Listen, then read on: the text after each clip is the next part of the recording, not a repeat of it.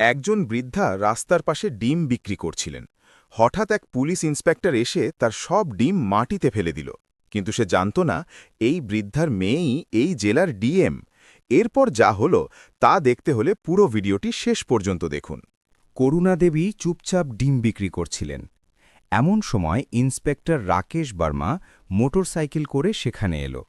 রাস্তার ধারে বাইক রেখে রাগত স্বরে বলল, তোমার সাহস কেমন করে হলো এখানে ঠেলা লাগানোর? তোমার জন্য জাম লেগে যেতে পারে, এক্ষুনি ঠেলা হটিয়ে দাও। বলেই ইন্সপেক্টর ক্ষিপ্ত হয়ে ঠেলায় লাথি মারল এবং ডিমের ট্রে তুলে মাটিতে ছুঁড়তে লাগল। কয়েক ডজন ডিম ভেঙে চারদিকে ছড়িয়ে পড়ল। ভাঙা ডিমের গন্ধে লোকজন জড়ো হয়ে তামাশা দেখতে লাগল, যা দেখে ইন্সপেক্টর আরও ক্ষেপে গিয়ে চিৎকার করতে লাগলেন, এটা তোমার বাপের রাস্তা নাকি, যেখানে ইচ্ছে ঠেলা লাগিয়ে দেবে? বিক্রি করতে হলে গিয়ে ঠিক জায়গায় বসে বিক্রি কর। করুণা দেবী চুপ করে তার কথা শুনছিলেন, অপমান সহ্য করছিলেন। চোখে জল এসে গিয়েছিল। তিনি কিচ্ছু না বলে মাটিতে পড়ে থাকা কয়েকটি ডিম কুড়োতে লাগলেন। ভিড়ে দাঁড়িয়ে থাকা লোকেরা শুধু তামাশা দেখছিল, কেউ এগিয়ে এলো না। ভিড়ের মধ্যে একটি মেয়ে ছিল যে সোশ্যাল মিডিয়ায় সক্রিয় ছিল। সে মোবাইল বের করে পুরো ঘটনার রেকর্ড করতে লাগল। করুণা দেবী মনে মনে ভাবছিলেন, যদি মেয়ের এই ঘটনা জানাজানি হয়ে যায় তাহলে কি হবে।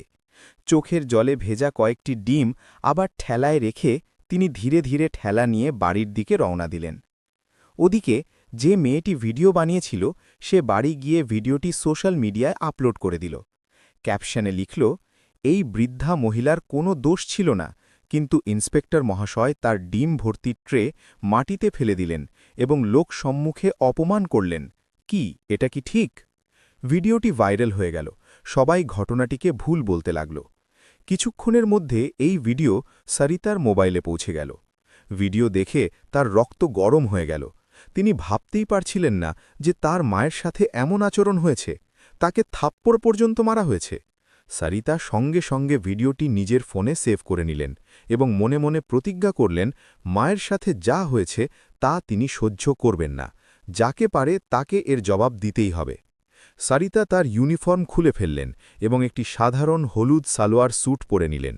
দেখতে একেবারে গ্রামের সাধারণ মেয়ের মতো। নিজের গাড়িতে করে কয়েক ঘন্টার মধ্যেই বাড়ি পৌঁছে গেলেন। বাড়ি পৌঁছে দরজায় টোকা দিলেন। করুণা দেবী তখন রান্নাঘরে ছিলেন। দরজা খুলেই মেয়েকে দেখে তিনি আবেগে আপ্লুত হয়ে পড়লেন। সরিতা জড়িয়ে ধরলেন মা। তারপর একসঙ্গে খেয়ে বসে সরিতা সরাসরি প্রশ্ন করলেন, মা, আপনার সাথে যা হয়েছে তা আমাকে বলোনি কেন?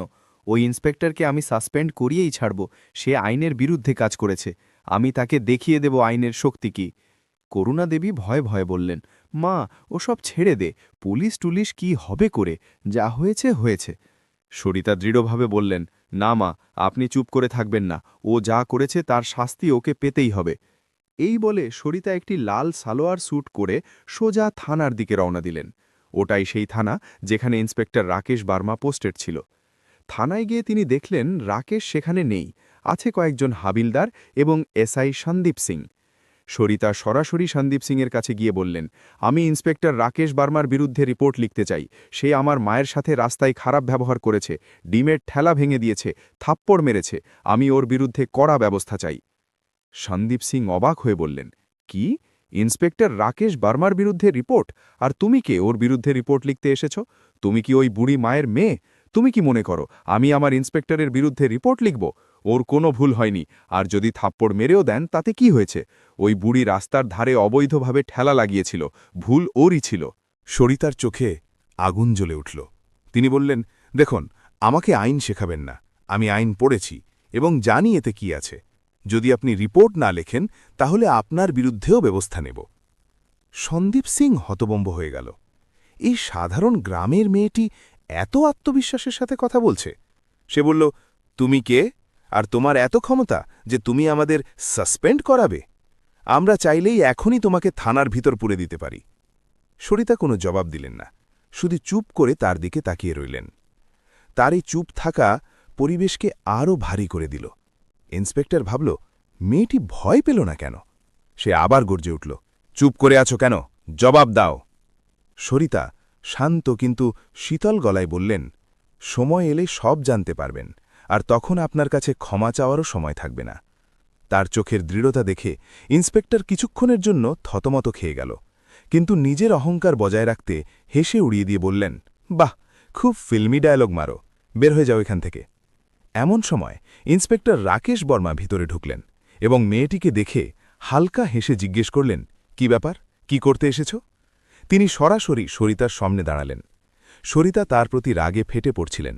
তিনি আইনের প্রতি শ্রদ্ধা না রাখলে হয়তো তখনই তাকে চড় মারতেন, কিন্তু তিনি নিজের পরিচয় লুকিয়ে এসেছেন, তাই শুধু বললেন, মনে রেখো, আমি তোমাকে সাসপেন্ড করিয়েই ছাড়ব। আইনে থাকার কোনো অধিকার তোমার নেই।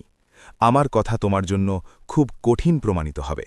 এ কথা শুনে ইন্সপেক্টর রাকেশ রাগে অগ্নিশর্মা হয়ে সরিতাকে একটি চড় মারলেন এবং বললেন, তুই শেষ পর্যন্ত কে হোস আমাকে সাসপেন্ড করবি? বলে তাকে ধাক্কা দিয়ে থানা থেকে বার করে দিলেন। ভিতরে দাঁড়িয়ে থাকা সব পুলিশ সদস্য সরিতাকে দেখে হাসতে লাগল এবং বলল, বড় হয়েছিল ডিমওয়ালি বুড়ির মেয়ে ইন্সপেক্টরকে সাসপেন্ড করতে। সরিতা চুপ করে মাথা নিচু করে চলে গেলেন, কিন্তু মনে মনে প্রতিজ্ঞা করলেন তিনি ওদের ছাড়বেন না। পরদিন সকালের দৃশ্য সারা শহরের জন্য চমকপ্রদ ছিল। সূর্য ওঠার সাথে সাথে সড়কে সাইরেন বাজতে শুরু করল। 2 পুলিশের জিপ সবার আগে পথ পরিষ্কার করে চলছিল।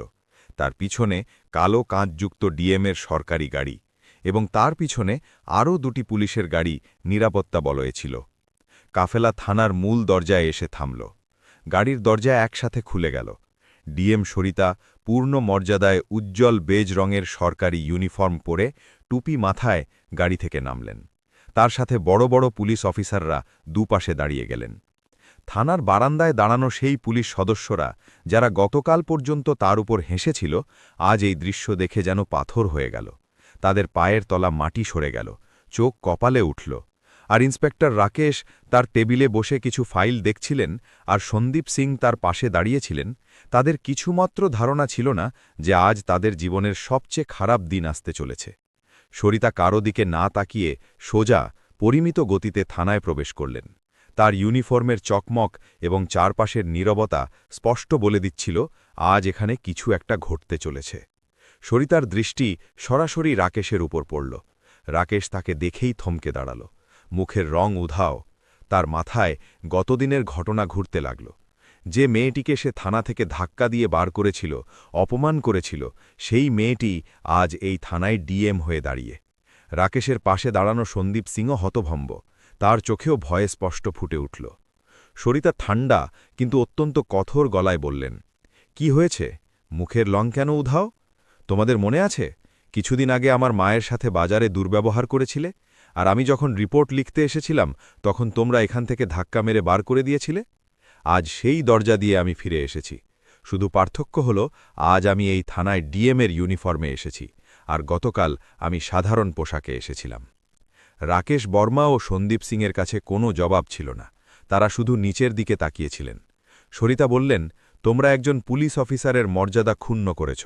আমার মায়ের সাথে যেভাবে ব্যবহার করেছ তা অমানবিক ও ক্ষমার অযোগ্য। সরিতা দৃঢ়স্বরে বললেন, তোমাদের বিরুদ্ধে বিভাগীয় তদন্ত হবে এবং আমি নিশ্চিত করব যে তোমাদের কঠোর শাস্তি হয়। ধর্মবীর রাকেশ কাতর স্বরে বলল, ম্যাডাম, প্লিজ আমাকে মাফ করে দিন। আমার চাকরি চলে যাবে, আমি গরিব মানুষ। সরিতা তার কথা শুনলেন না। তিনি বললেন, যখন আপনি আমার মাকে মারছিলেন তখন আপনার মনে হয়নি উনি গরিব? যখন আপনি ওনার পরিশ্রমকে পদদলিত করছিলেন তখন আপনার দয়া হয়নি? সরিতা তখনই তার পাশে দাঁড়ানো এসপি সাহেবকে কঠোর ভাষায় বললেন, এসপি সাহেব, এখনই ইন্সপেক্টর রাকেশ বর্মা ও সন্দীপ সিংকে সাসপেন্ড করার আদেশ জারি করুন। এসপি এক মুহূর্তও নষ্ট না করে ফাইল আনিয়ে আদেশ লিখে সঙ্গে সঙ্গে সই করে দিলেন।